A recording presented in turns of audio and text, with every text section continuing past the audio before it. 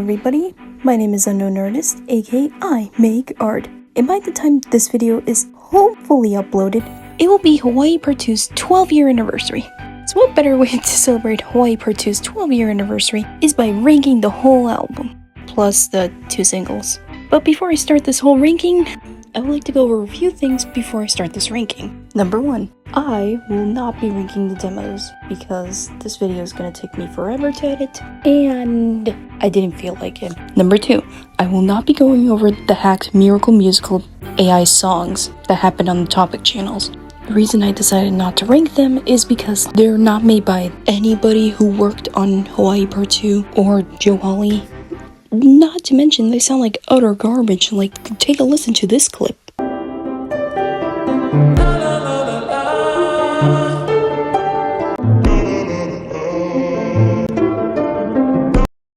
Well, that was utter shit. Yeah, now you know why I'm not covering it. But before I continue on, if you want to know more about the Tally Hall hackings, I heavily recommend you watch this video by Hidden in the Sand. It's a really good video, and it gives a full run through about all the hackings that happen with all the Tally Hall channels. Now let's continue on to my final statement. I want to say this very clearly to anybody.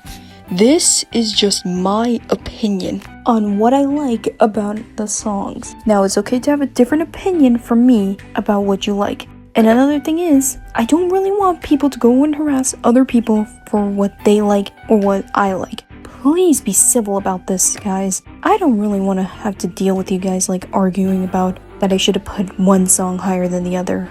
We already have enough negativity on the internet, and I don't really want to cause any more of it. I just want to make something positive to lighten up someone's day. And sure, it's impossible to make everything be positive, but at least try to not harass people or be mean. That's all I wish for. But without any more further interruptions, let's continue on with the worst song out of all of Hawaii Part 2, and that being our loser of the day, which is... You know, I think Space Station Level 7 is the most forgettable song out of all of Hawaii Part 2. Yes, I think it is the most forgettable song out of this whole album. And you might be saying, well, is it because it's in Japanese and French? No, it's not because of that. Even when you translate the lyrics for me, they just sound boring. The only parts that really stick out to me are when they go like, and the French part, which I think that works better in Sweet Dream in C major. But without that, it is a pretty forgettable song out of this whole album. And not to mention, it's in between the most iconic songs from the whole album, Murders and The Mind Electric. So yeah, I don't really see many people going back to this song or even enjoying it very much. In fact, I don't think most people consider this to be their favorite song. Most people would say, oh yeah, The Mind Electric. Oh, Murders. Oh, Sweet Dream in C major. Oh, Time Machine. Oh wait, sorry, that's a bit of a spoiler for a little bit later. But yes, if you do like this song, more power to you. But for me, I don't really enjoy it very much. It's forgettable. Anyways, let's continue on to the next song. Whenever people talk about this song, it is really divided on how people like it. Some people actually like Labyrinth, some people don't. And for me, I never cared about it. Yes, I never cared about Labyrinth. The only reason I put it up higher than Space Station Level 7, because it's more memorable than Space Station Level 7. I don't care about Labyrinth, let's just move on.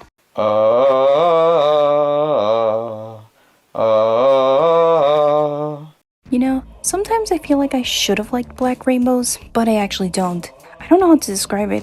It's not a bad song. I would say it's better than Labyrinth and Space Station Level 7. But for me, I can't really explain why I can't like it or hate it. I feel like I should like it because it has some interesting parts to the song.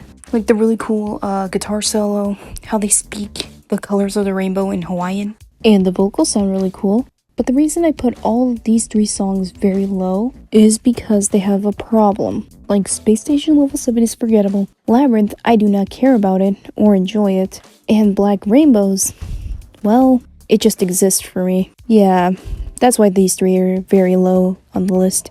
Let's move on to my next song. I'll be your candle on the water. You know, I wasn't originally gonna cover this song because it's a cover, but most of you guys wanted me to cover it, so here we are. Now, Candle on the Water was in a film called Pete's Dragon that was released in 1977. I don't know anything about this film. I've only seen the 2016 reboot of the film, which was really weird from what I remember. I checked the literal soundtrack to see if Candle on the Water was there, and it was, and I didn't even know it was there. But when I did listen to the song, it sounded more country, and I've listened to the original song, and it sounded more Broadway musical-like, so yeah. Somebody really needs to do a deep dive on the 2016 reboot of that film. But anyways, what do I just think about this cover, the Miracle Musical cover? Well, all I can say, it's a really nice and pretty cover. I say it more respects the original film's song than the 2016 reboot.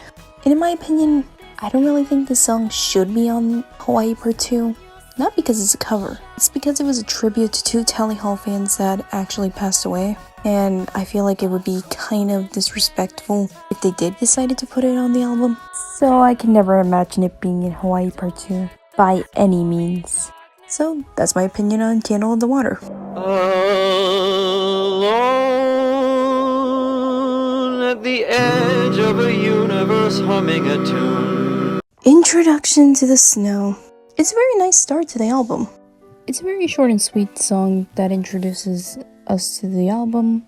And yeah, what can I say more about it? It's a really nice song, but it is used better in like Sweet Dream in C major, where it incorporates it a bit more. But that's all I have to say. Let's move on to the next song. These days it's hard to seize, but opportunities leave.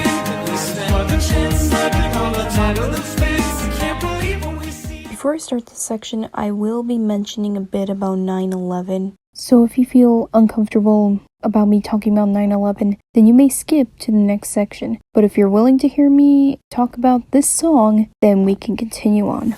Variations in a Cloud is a quite interesting song that reuses some parts of Hawaii Part 2 and Ruler of Everything. And it's about America's greatest tragedy, 9/11.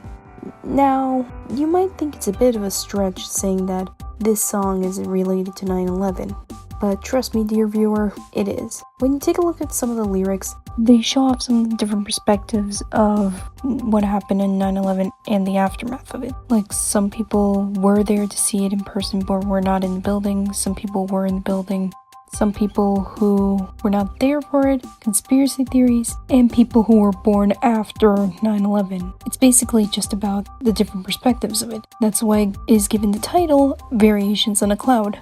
It's even been further proven by the music video, which has been re-uploaded. Yes, I know I mentioned it has been re-uploaded, but that's because this song got into a lot of controversy at the time, saying that a lot of people did not like this song because when they saw the music video and heard the song, it made it sound like it was a mockery of 9/11. Where I don't think that's Joe Hawley's actual intention of the song. Most people didn't really understand it, and the music video got deleted off the Hawaii Part 2 channel. You can still watch the re-uploaded version of the music video, but I will warn you, it does show a lot of graphic imagery of 9/11. I will heavily tell you, it does contain that, and I don't want you to feel uncomfortable when you see it. And if you want to know more about Variations in a Cloud and its representation of 9/11, I heavily suggest you watch these YouTubers to get the full point of it.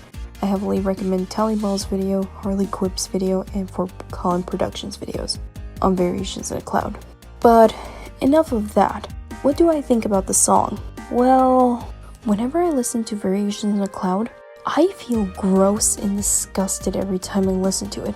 And I don't even know why. I understand that it's about 9/11 and all that other stuff, but every time I hear the song and the lyrics, it just disturbs me for some reason. I don't even know why. See, I was not alive during 9/11, nor any of my family members have been to New York at the time, so that's how I feel about it. I just feel gross, disgusted, and disturbed. Let's move on. Got. Most people are gonna get mad at me for putting the Mind Electric so low on the list. Look, I like the Mind Electric. It's really unique, and it's a pretty cool song. It shows the main protagonist spiraling down into madness. You know, electric shock therapy, I guess. But I do enjoy the song. But the reason the Mind Electric is so low on the list, instead of being top 5 worthy, is because I think the Mind Electric's overrated. Yes, that's what I think. Every time I listen to the Mind Electric, I think it's a good song. Don't get me wrong. But I don't really see this song being higher. I only see it being about a 7 or a 6 on this list. But still, even then, I still think another song is overrated, like Murders. But that's overrated in just one singular part in my opinion. But I will get to that song eventually in this list. But for now, Mind Electric overrated. White Ball underrated. Anyways, let's move on because I don't have much to say about the Mind Electric.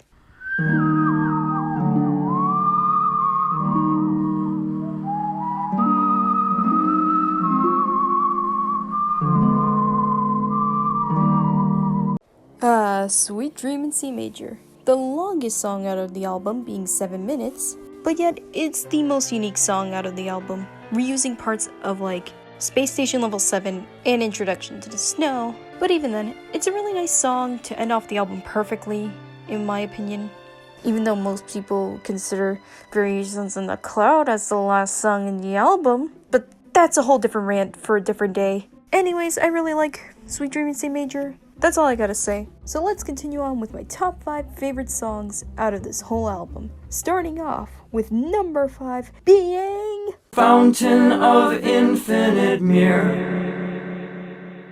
the darkest song in the album, Murders. Murders is basically about the protagonist's love either being murdered by the protagonist or by someone else, and he is framed. Woohoo! I really like this song so much. Like, I love the piano solo, I really like the lyrics. I enjoy this song pretty much. Even though it became a really big song, I don't care, I still like it. I like it a little bit more than Mind Electric, but it's a little lower than I wanted to put it because of one thing that bothers me still. It's not because of the memes, it's because of one part that's always been played. That being the freaking all for nothing at all part. I have seen that part used so many times and it can get really annoying for me seeing it and hearing it, just that part. Just that part. Where I think the rest of the song is also really good. I get it, it's an iconic part of the song, but like, geez, it can get really repetitive hearing that part alone. Oh my gosh. But yes, I do think this song is pretty good, and a very iconic one.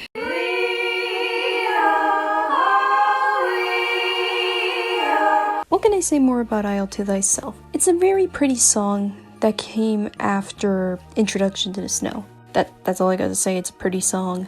But the next song, you are not gonna expect to be this high on the list.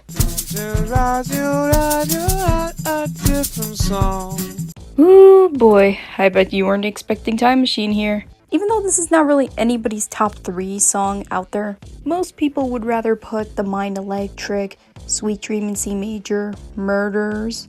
But for me, I love this song. In fact, I love this song so much, it gets repeatedly stuck in my head every time I want to listen to Hawaii Part 2 again. Yes, every time I come back to Hawaii Part 2, this song is the one that gets stuck in my head. Like, it goes like, ooh, live the dream with the time machine. I've been waiting forever. That part usually gets stuck in my head. The lyrics are pretty cool. I really do enjoy Rob's vocoding. I know most people wouldn't really like that. They would rather hear his natural voice. But for me, it works for Time Machine because I like to think that in my brain, it's supposed to be the future and they want to go back to the past. Just like in Back to the Future. I think this is the second one or third one. No, it's the third film, yeah. Anyways, I really like this song, but the other song wins it by a little bit.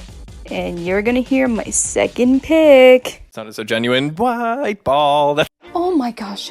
White Ball is the most underrated song out of all of Hawaii Part 2. I don't really hear many people talk about this song because it's not as dark as Murders, Mind Electric, and Labyrinth, if you want to say.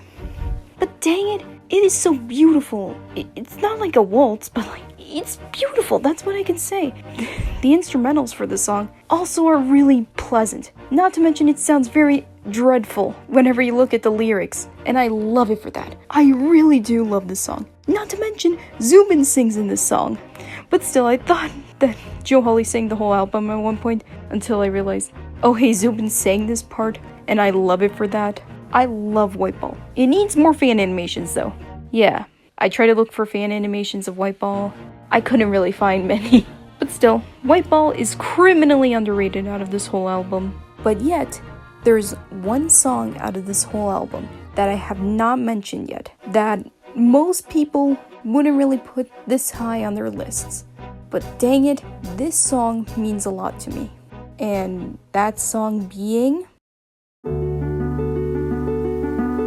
You and I haven't been before. You know, out of all the songs I could have chosen, Stranded Lullaby is the one that sticks out in my mind for it being a very melancholy song. But that's not the only reason why I put this song very high. It's because it's not really that intense of a song. If you compare it to like Mine Electric Murders and Sweet Dream in C Major, it is the calmest song out of this whole album. But it is really important to me because whenever I listen to this song, it just gives some sense of melancholy feeling, realizing that you're lost at sea and you can never return to the life you had. And that's why it's so beautiful as a song. Granted, if you hear the full album, it hits way more harder. But if you don't, it seems like an alright song. It's just so special to me because of how much it inspires me to create stuff. In fact, it helped me create a whole story that I was stuck on for about 2 years until I finally wrote something that I was actually proud in, being a rough story about Persephone and Orion. But at the time, I was so happy with writing this story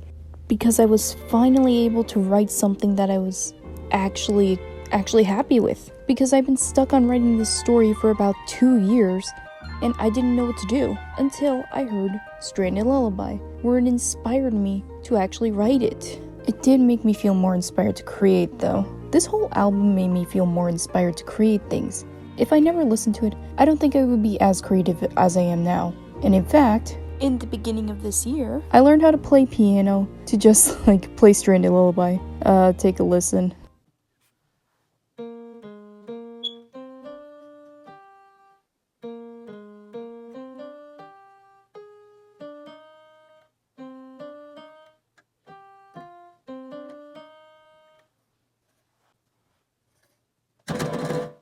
That's why Stranded Lullaby is my #1 pick.